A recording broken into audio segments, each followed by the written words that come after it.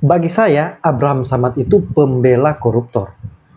Kenapa saya sebut demikian?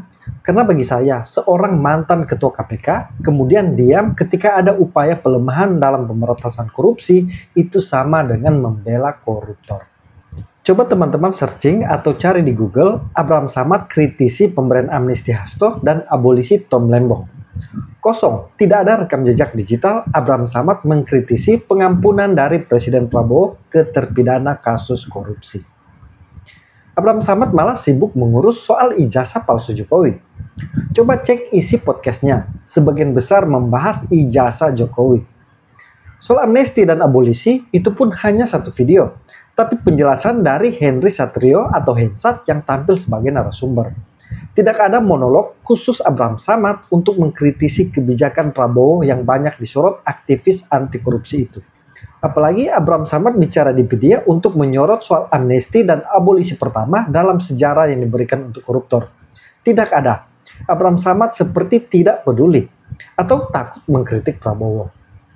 Dalam hal ini, saya harus memuji ex-penyidik senior KPK, Novel Baswedan, yang paling pertama mengkritisi soal abolisi dan amnesti. Terlebih khusus amnesti kepada Hasto. Karena menurut Novel, fakta-fakta di persidangan jelas mengungkap keterlibatan Hasto. Saya juga harus memuji ex-penyidik KPK, Yudi Purnomo, yang juga memberikan koreksinya. Tapi sayangnya untuk mantan ketua KPK seperti Abraham Samad malah diam. Abraham Samad seperti tidak terganggu dengan hal itu. Jadi bagi saya, semakin terang terlihat kualitas dan mentalitas Abraham Samad ini. Dia tidak lebih dari seorang pembenci Jokowi. Dia bukan penggiat anti korupsi, tapi penggiat ijazah palsu. Dia lebih cocok disejajarkan bersama Roy Suryo, Rismon, dan Dr. Tiva CS daripada aktivis anti korupsi seperti Novel Baswedan. Jika waktu bisa diundur, saya rasa lebih layak Novel Baswedan menjadi ketua KPK dibanding Abraham Samad. Bagi saya, sangat layak juga Abraham Samad ini menjadi tersangka fitnah ijazah palsu Jokowi. Karena boleh dicek isi podcastnya, sebagian besar tenaganya dicurahkan untuk membahas ijazah Jokowi. Dia ikut memframing dan membangun opini publik bahwa ijazah Jokowi itu palsu. Abraham Samad juga tidak bersih-bersih amat. Melihat rekam jejaknya, dia pernah kena kasus pemalsuan dokumen kependudukan yang melibatkan dirinya dan Feryani Lim pada 2007. Abraham Samad yang saat itu menjabat sebagai ketua KPK nonaktif ditetapkan sebagai tersangka dan sempat ditahan oleh Polda Sulawesi Selatan dan Barat atau Sulselbar pada April 2015. Namun penahanan tersebut dibatalkan karena Abraham Samad dinilai kooperatif. Abraham Samad ini memang setelah tidak jadi ketua KPK, dia seperti menjadi pembenci Jokowi. Di berbagai kesempatan narasinya terus menyerang Jokowi dan keluarganya. Maka kita harus rame-rame datang ke KPK atau ke kepolisian mengingatkan aparat penegak hukum agar supaya segera melakukan penyelidikan terhadap keluarga Mulyono. Mari kita geruduk KPK dan kantor kepolisian untuk mengingatkan bahwa segera melakukan penyelidikan terhadap Presiden Jokowi. Siap? Adili Jokowi. Dan momentum fitnah ijazah palsu ini digunakan Abraham Samad semaksimal mungkin untuk terus membangun opini publik lewat podcastnya. Padahal bagi saya, di polemik amnesti dan abolisi ini adalah panggung Abraham Samad untuk tampil kritis sesuai latar belakangnya sebagai mantan ketua KPK. Tapi hal itu tidak terjadi. Atau jangan-jangan Abraham Samad setuju dengan pemberian pengampunan terhadap koruptor. Kalau demikian, maka makin jelaslah bahwa dia ini sejak awal tidak layak menjadi ketua KPK. Tapi daripada kita berharap Abraham Samad mengkritik Prabowo terkait amnesti dan abolisi ini, tapi seperti dia takut, lebih baik saya mengajak teman-teman untuk menyimak pernyataan C. Suhadi. C. Suhadi adalah praktisi hukum dan juga koordinator tim hukum Merah Putih yang mengkritik keras amnesti dan abolisi dari Prabowo. Yang menarik, Suhadi mengatakan Prabowo menabrak undang-undang demi memberikan amnesti kepada Hasto dan abolisi kepada Tom Lembong. Dia juga menyorot peran Prof. Yusril Iza Mahendra selaku Menko Hukum dan HAM yang lengah memberikan masukan kepada Presiden. Supaya lebih jelas, yuk kita simak bersama pernyataan C. Suhadi saat tampil di Seruput Kopi Cokro TV bersama Ahmad Sahal berikut ini. Sekarang, saya bukan dalam konteks tidak mendukung, tetapi saya mengkritisi. Ya, ini terkait dua hal yang lagi rame nih sekarang. Yang pertama itu berkaitan dengan abolisi. Apa itu abolisi? Ya, terus terkait dengan amnesti. Abolisi diberikan kepada Tom Lembong, ya, amnesti diberikan kepada Hasto. Dua-dua kalau dilihat dari kejadian peristiwa perkaranya itu sedang mengajukan upaya hukum banding. Ya. Tom Lembong itu sedang mengajukan banding. Jaksanya juga kalau tidak salah sedang mengajukan banding. Demikian juga Hasto sedang mengajukan banding. Ya. Nah sekarang kita mau lihat dulu apa sih sebetulnya dan ketentuan apa yang mengatur tentang abolisi dan amnesti. Itu diatur. Oh ya, saya jelaskan dulu. Abolisi dan amnesti itu dibenarkan kok, diberikan oleh Presiden kepada orang-orang yang terkena perkara pidana. Ya, itu Undang-Undang Dasar 1945 ya, yang sudah diamandemen, terutama di pasal 14 angka 2 kalau nggak salah ya. Nah itu di situ ditentukan bahwa abolisi dan amnesti itu hak Presiden untuk memberikan kepada orang-orang yang terkena kasus pidana.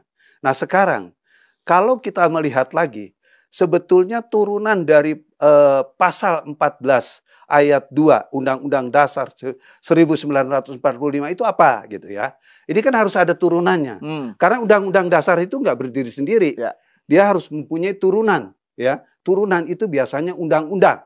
Ya. Undang-undang apa yang menjadi turunannya? Kalau saya lihat sesuai juga dengan pernyataan Pak Yusril di Kompas TV, ya, itu undang-undangnya adalah Undang-Undang nomor 11 tahun 1945. 54. Oh ya, 54. Ya, sorry, 54. Undang-undang darurat. Saking ku semangat nih saya. Ya, maaf. Ya, jadi Undang-Undang darurat tahun 1954. Ya. Nanti yang bagian itu bisa kita Iya, nanti kita ini kan, kita tampilkan. Nah, terus kemudian di dalam Undang-Undang Dasar Undang-Undang Darurat 1954 itu ini hanya 5 pasal aturannya ya. Itu dibuat pada zaman Presiden Soekarno ya. Dan itu menjadi turunan. Kenapa menjadi turunan? Karena undang-undang yang lain terkait masalah abolisi dan amnesti itu tidak ada. Sehingga ini patut ya kita jadikan kita jadikan dasar ya sebagai turunan daripada Undang-Undang Dasar. Dan Undang-Undang Darurat ini yang nomor berapa Pak? Undang-Undang Darurat nomor berapa? Nomor 11 tahun 54 ini isinya 54. hanya 5 pasal dan hanya mengatur 2 abolisi dan amnesti. Cuman itu aja, 2 pasal itu aja. Ya. Nah, berkaitan dengan masalah abolisi, yang lagi rame kan nih abolisi. Karena kan kelihatannya udah kayak apa aja nih ya, diberikan abolisi bukannya diem ya kan, malah wah kayak apa terjang sana, terjang sini, hakim mau dilaporkan dan lain sebagainya. Melaporkan hakim. Iya, padahal kalau kita lihat semangat dari Pak Prabowo sebagai presiden ya, sebagai kepala negara, itu kan negara supaya dalam keadaan kondusif. Nah ternyata nggak dibuat kondusif juga tuh setelah diberikan ini. Oke, kita bahas sekarang. Nah berkaitan dengan abolisi ya, itu diatur dalam pasal 1 Undang-Undang Darurat nomor 11 1945 dan 54 ya, maaf salah lagi nih. Terus diatur juga dalam pasal 4 ya, undang-undang yang sama ya tahun 1954 ya. Itu diatur berkaitan dengan masalah 2 pasal tadi, abolisi dan amnesti. Nah, sekarang kita lihat kapan sih yang namanya abolisi itu diberikan? Undang-undang tuh jelas banget di situ ya, undang-undang berkaitan dengan pemberian abolisi ya. Abolisi itu diberikan pada saat dilakukannya penuntutan ya. Gitu. Jadi pada saat penuntutan.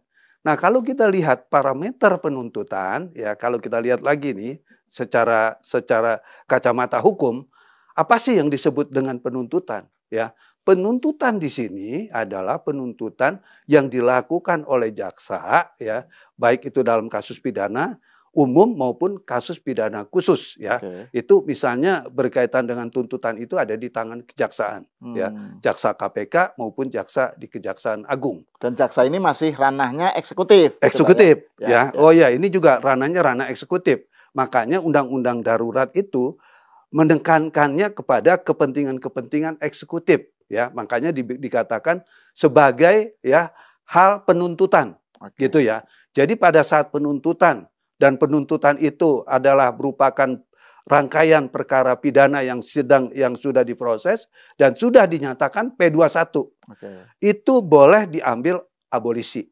Presiden boleh mengambil alih peran Kejaksaan Agung untuk meniadakan tuntutan. Karena kan kalau perkara P21 menurut kebiasaan itu sudah dinyatakan lengkap, ya. Itu udah tahap 2 dan sudah dinyatakan lengkap dan perkara akan diajukan ke pengadilan, ya. Nah, karena kewenangan presiden di sini ya dalam pemberian abolisi, maka penuntutan ya yang harusnya diajukan kepada pengadilan itu ditiadakan. Dianggap perkara berhenti di sini, gitu kan. Tetapi momen yang belum lama ini terjadi, itu perkara sudah masuk kepada ranah persidangan dan sudah ada putusan. Ya, sudah naik banding dan lain sebagainya. Nah, menurut saya, bukan menurut saya nih, menurut undang-undang harusnya sudah nggak tepat gitu ya. Udah nggak boleh dikatakan. Udah telat, Pak, ya? Iya, udah telat. Karena kenapa? Kan udah dilakukan banding, ya, udah dilakukan putusan. Artinya ada beberapa tahapan, ya, itu yang sudah nggak sesuai lagi dengan parameter undang-undang tadi. Karena dikatakan bahwa pada saat penuntutan, ya, konteksnya di situ. Nah, penuntutan udah berjalan kok. Perkara diajukan ke pengadilan, pengadilan sudah menyidangkan, kemudian pengadilan juga sudah memutus, ya, dan putusan itu sudah dinyatakan banding. Ini kan kewenangan ada di tangan yudikatif, gitu. Itu berkaitan dengan masalah abolisi. Nah, terkait dengan amnesti, harusnya kalau kita melihat pada parameter Undang-Undang Nomor 11 1954 itu juga harusnya nggak bisa, karena dikatakan di dalam pasal 4 ya Undang-Undang Darurat tersebut telah melakukan tindak pidana yang nyata. Artinya pidananya sudah selesai, pidananya sudah inkrah, sudah mempunyai kekuatan hukum tetap, gitu kan? Nggak bisa dalam keadaan banding dan lain sebagainya. Harusnya kemarin untuk memainkan cantiknya persoalan ini, ya. Hasto itu nggak boleh banding dulu, atau katakanlah kalau udah banding itu juga nggak perlu dilanjutkan, cabut dulu bandingnya. Demikian juga jaksa harusnya ya itu juga mencabut banding. Kemudian peran presiden baru memberikan amnesti kepada Hasto, gitu kan? Nah terus kemudian berkaitan dengan menyangkut masalah-masalah amnesti tadi, kalau itu dilakukan ya tadi ya Hasto mencabut bandingnya, terus kemudian juga jaksa mencabut bandingnya, ini perkara berarti inkrah panbuis, artinya sudah berkekuatan hukum. Nah itulah wilayahnya dikatakan kebebasan dari kepala negara untuk mengambil alih peran-peran tersebut ya untuk tidak menjalankan tindak pidana. Karena ada pembeda nih di dalam persoalan ini. Jadi berkaitan dengan masalah amnesti itu bukan menghapuskan pidana, menghapuskan masa tahanan. Pidananya tetap dong, dia udah kena kok. Kan gitu, udah dituntut sekian, ya itulah pidana yang memang apa namanya melekat kepada Hasto. Tetapi ya perkara pidana yang sudah dijatuhkan hukuman sekian tahun itu nggak perlu dijalankan. Itu kira-kira. Jadi pengampunan itu dengan sendirinya mengasumsikan si orangnya ini tetap adalah bersalah, gitu Pak ya? Bersalah, tetap bersalah. Cuma nggak perlu menjalani hukuman. Kan ada hukuman tuh, sekian tahun harus dijalankan. Itu nggak perlu lagi gitu kan.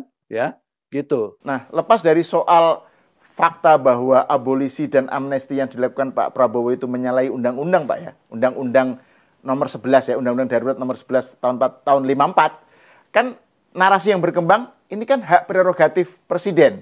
Gitu ya. Bahwa presiden punya hak prerogatif menurut narasi ini ya, untuk memberikan gerasi, amnesti, abolisi, dan rehabilitasi gitu ya. Tapi kalau kita cek di pasal 14 kan tidak ada kata prerogatif Pak ya.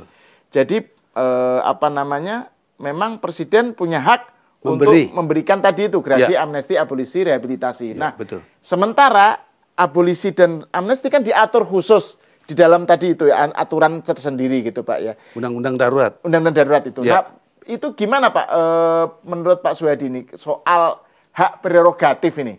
Kesannya kan seakan-akan terus presiden punya hak mutlak gitu untuk melakukan ini abolisi dan amnesti Padahal menurut Pak Suhadi tadi ini prosedur yang dilakukan menyalahi undang-undang gitu. Gimana Pak penjelasannya? Jadi gini, apa sih yang disebut hak prerogatif itu? Itu kan hak mutlak presiden. Oke. Kalau disebut dengan hak mutlak, itu nggak ada lagi embel-embel minta persetujuan, ya kan, ada aturan-aturan dan lain sebagainya. Itu yang harus dipahami ya, berkaitan dengan masalah prerogatif. Ya. Nah terkait menyangkut misalnya itu Pak ya, misalnya pengangkatan menteri, ya, nah itu reshuffle itu betul ya, reshuffle, itu pengangkatan gitu menteri ya, itu hak prerogatifnya presiden. Ya. Tetapi dalam kaitan ini itu nggak ada penyebut dengan kata-kata hak prerogatif presiden, nggak ada ya, baik di Undang-Undang Dasar 1945 ya yang diatur dalam pasal 14 ayat 1 dan 2 maupun juga Undang-Undang Darurat nomor 11 tahun 1954. Nggak ada itu ya. Semuanya mengatakan hanya memberikan hak ya, baik itu rehabilitasi, terus kemudian gerasi, amnesti maupun abolisi itu. Ya, jadi nggak ada kata-kata dengan di UUD-nya dinyatakan presiden punya hak untuk itu memberikan tadi itu ya, gerasi, amnesti, abolisi dan rehabilitasi gitu.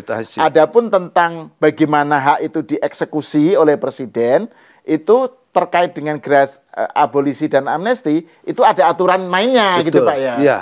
Karena ada aturan mainnya, itulah yang disebut bukan keistimewaan daripada hak presiden atau hak mutlak dari presiden, gitu ya. Karena ada aturan-aturan itu. Ya kalau ngangkat menteri kan nggak ada aturan dalam konteks, oh ini undang-undangnya harus diikuti begini, menterinya harus begini, kan enggak.